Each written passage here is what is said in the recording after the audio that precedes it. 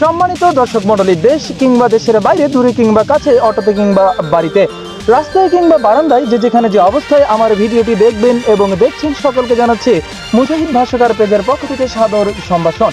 প্রিয় দর্শক মণ্ডলী, আমি আজকে ভিন্ন রূপে, ভিন্ন স্বাদে, নয়তো কোনো ঘাটে আর নয়তো কোনো হাটে চলে এসেছি আমরা গরিবের কৃষকের মাঠে।